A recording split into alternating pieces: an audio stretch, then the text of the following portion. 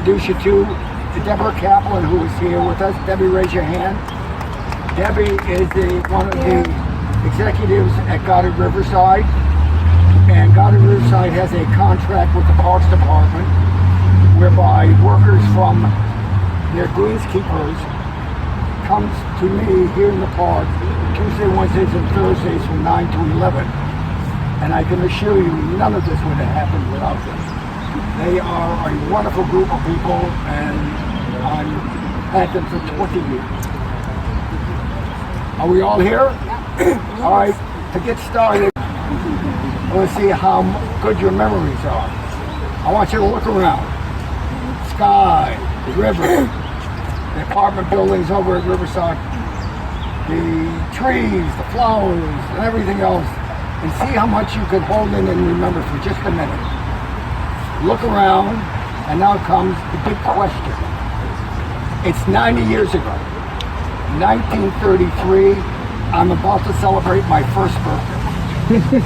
And here we are, standing in this very same spot. I'm going to quiz you. What do you think you would see then that you're seeing now? Rock. Well, the sky. You know you would see the sky. The river. The river, right? Still be Good. there. Good. That's the only No, obviously the rock was here, right? Why wouldn't you see it? Anybody want to take a guess? covered in like bushes. No, wrong. Z. Anybody else? The reason you would see nothing, I mean zippo, other than the river and the sky, is because you would be standing 30 feet down. None of this was here 90 years ago. All that was here was a steep slope from Riverside Drive, 70 feet deep, to the railroad bed, but we are standing directly on top of. These train tracks run to Albany and to Penn Station.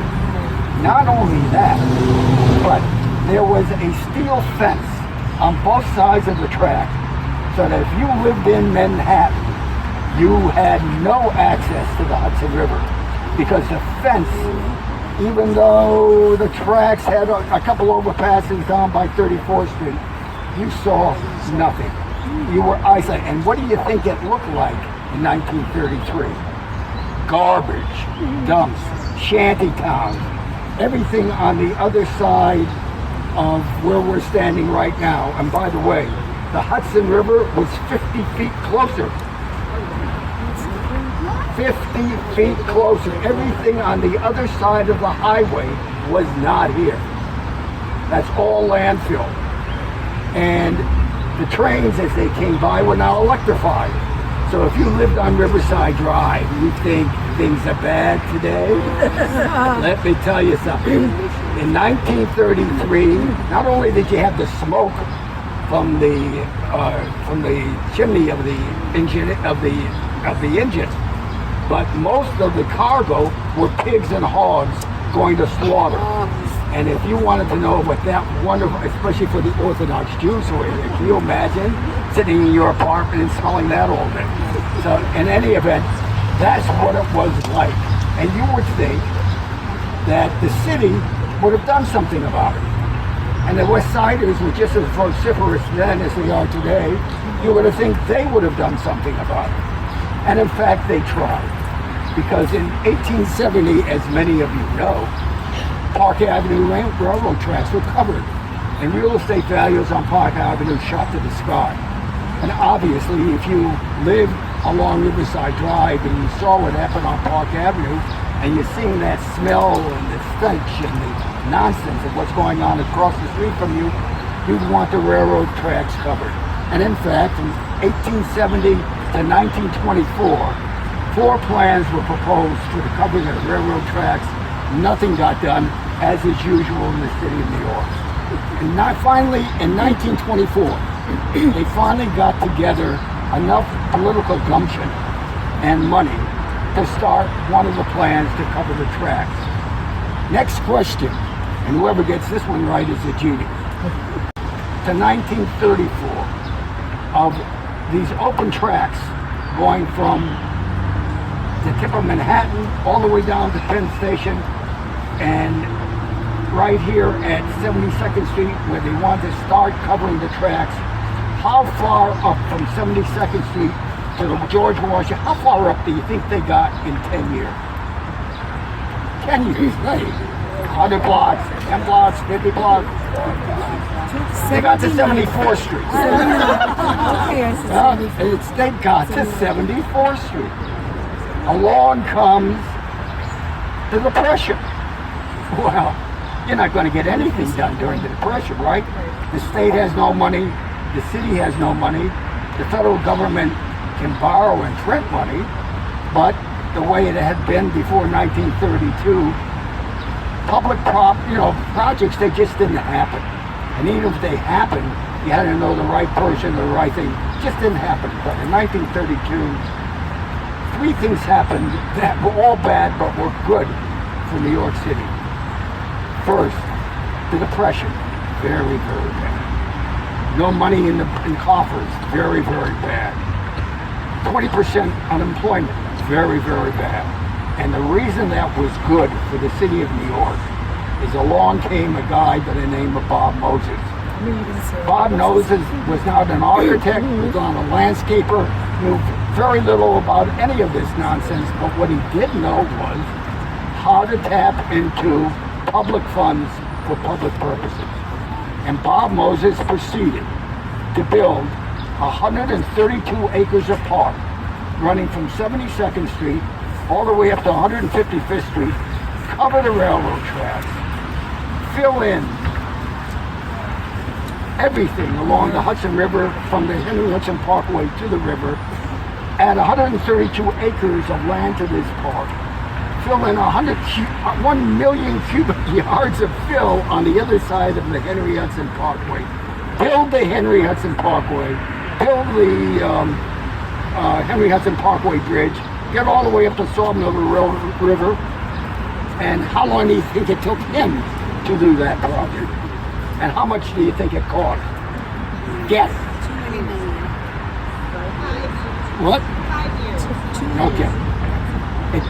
By 1937, it was all done. Can you imagine 3 years? 3 years. At a cost of $11 million. You should really got to multiply that by 20 to take $1934 into today's dollars. But even at $135 million today, it would cost about $2 to $5 billion just to build at the 132 acres of park. Okay, terrific, miracle. We now have a park. But the war comes, and nothing gets done during the war. And after the war, we needed another miracle, maintaining the park. There's one thing to build a structure, there's another thing to maintain it. And no matter how much a genius Bob Moses was in 1934, when you dealt with a decaying city and a decaying budget, maintaining not only this park, but any of the parks in the city of New York was a losing item. It wasn't done. And so we entered into a decay of 50 years from the end of the war to 1995, where this park went in the tubes. The budget of the Parks Department was always the last to be funded. We had to take care of this entire park, 40 people. That means to pick up the garbage, to clean the walks, to do the snow, do everything else. Over that 40 years, 50 years, this Riverside Park had a total labor force of 40 people. And of course it deteriorated. By the way, do you have the pictures that I was passing around? Take a look at the pictures of the Bluestone, and you'll get an idea of what this place looked like back in 1995, 1996.